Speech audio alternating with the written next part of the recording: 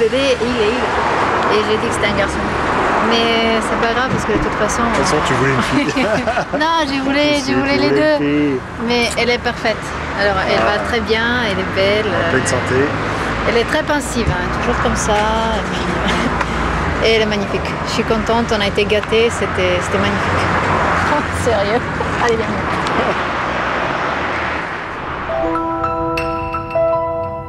Grâce à l'échographie, le mystère est levé. Ce sera donc une fille. Rappelez-vous, le grand loto de l'existence. Le spermatozoïde de Manu était porteur du chromosome sexuel féminin.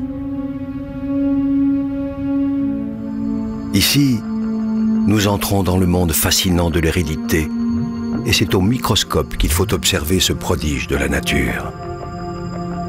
Au commencement, à l'instant de la fécondation, la combinaison des patrimoines génétiques de Barbara et Manu a donné naissance à un œuf unique, portant toutes les potentialités de leur future petite fille.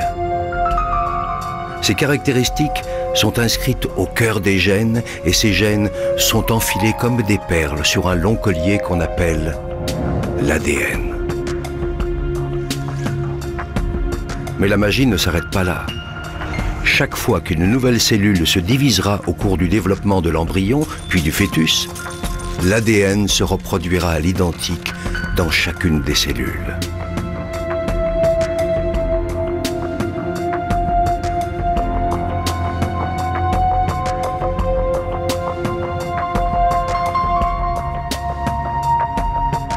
L'ADN, ce long fil de vie n'a pas fini de révéler ses mystères. Il porte donc cette fameuse hérédité que les parents lèguent à leurs enfants. La couleur de nos yeux ou de nos cheveux, notre groupe sanguin, mais aussi nos forces et nos fragilités. Tout semble donc inscrit dans nos gènes. Mais nos combinaisons génétiques évolueront dans le temps, seront soumises à notre environnement. Beaucoup reste donc à écrire, et heureusement.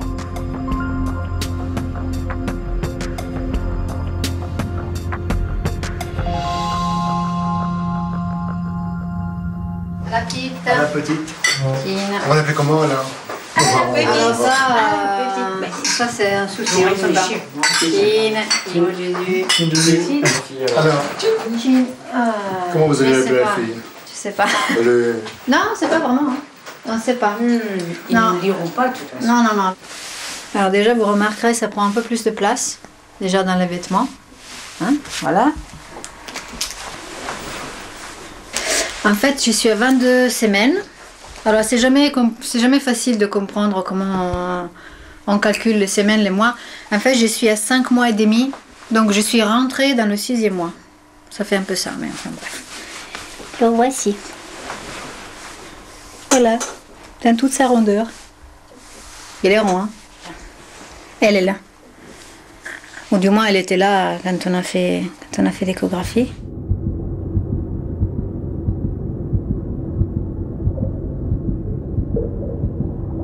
La petite réagit de plus en plus au bruit qu'émet l'organisme de sa mère, les battements de son cœur, mais aussi et surtout le son de sa voix, qu'elle apprend peu à peu à reconnaître. Et c'est vrai que maintenant je le sens même pendant que je fais autre chose. Avant il fallait vraiment que je me concentre, que j'ai mes mains posées, que je sois en toute tranquillité.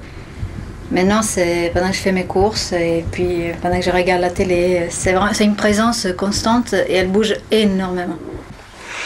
Non. Moi quand je la caresse... C'est pas les mêmes mains non plus, il faut qu'elle s'y habitue. Ça commence à bouger. Peut-être qu'elle t'appelle. Dès que je la remets, elle arrête.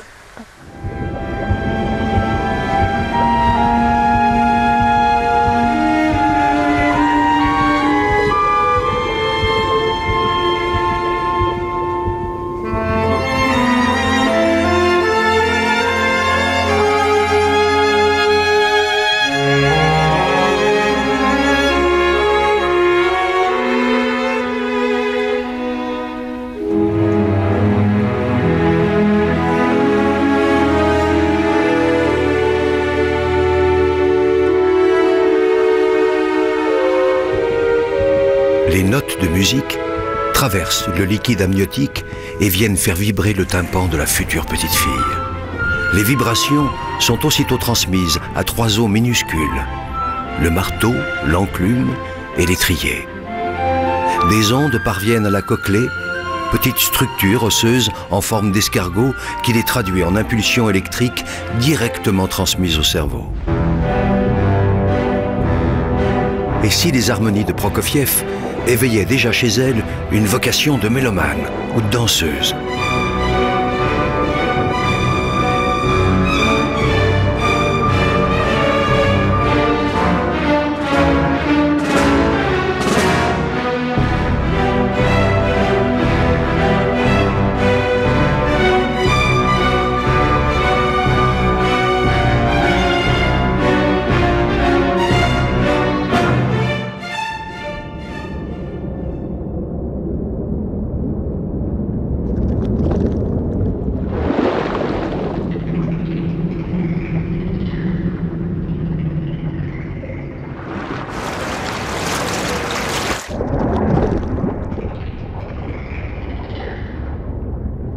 Mon bébé, on a décidé de t'appeler Julia.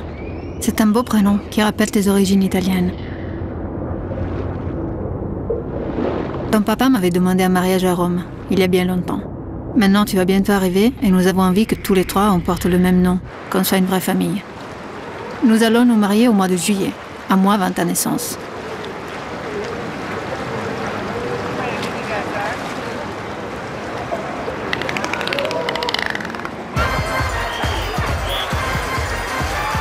J'adore mon travail. Et physiquement, ça devient dur. Je n'ai plus de souffle et rien que d'enfiler une combinaison, ça me demande un effort.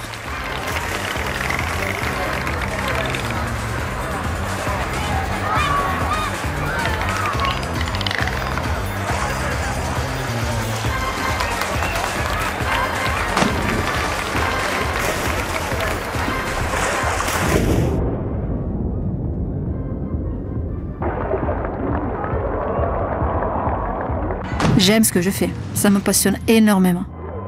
Les dauphins restent super importants pour moi, mais ce n'est plus ma priorité. La grossesse avance et je dois ralentir un peu. J'ai besoin de me poser, d'être calme, donc je dis au revoir au spectacle.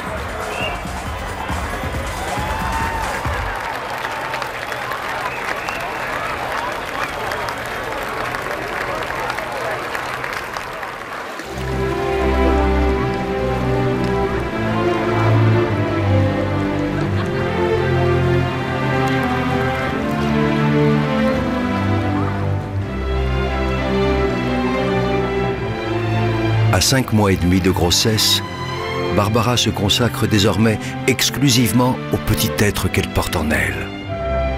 Tant de la sérénité, mais aussi tant des interrogations. À qui ressemblera-t-elle? Sera-t-elle bien portante?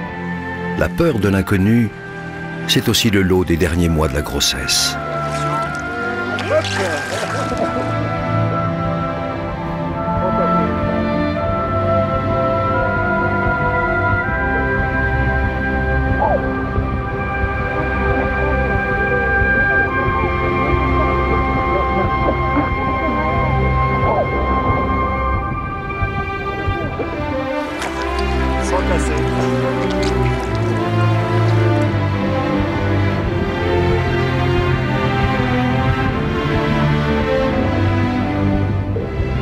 À 6 mois, l'ossification du squelette se poursuit encore. À sa naissance, le puzzle de son squelette comptera jusqu'à 300 pièces. Nombre de ses os fusionneront plus tard. Au final, à l'âge adulte, il y en aura 206. Les mouvements de Giulia sont de plus en plus précis, amples, harmonieux. Elle ne se fait pas prier pour exercer ses nouveaux talents. La communication entre Giulia et Barbara se fait chaque jour plus riche.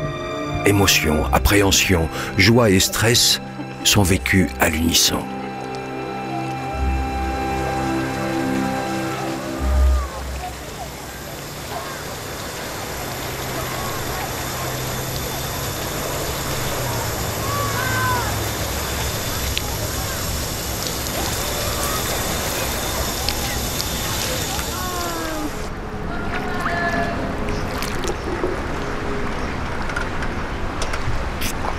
Ma Julia, je ne peux plus faire de spectacle, mais j'ai voulu me faire plaisir et dire au revoir une dernière fois mes dauphins, avec un petit câlin.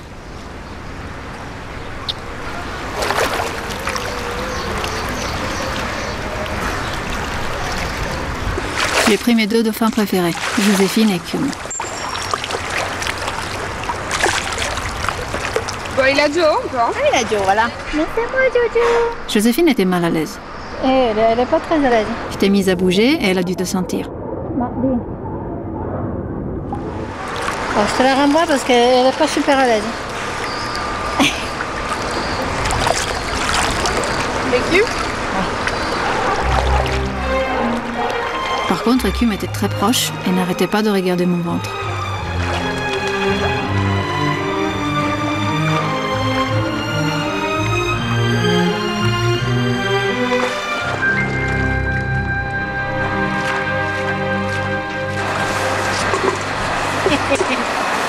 Oui, ça va, oh.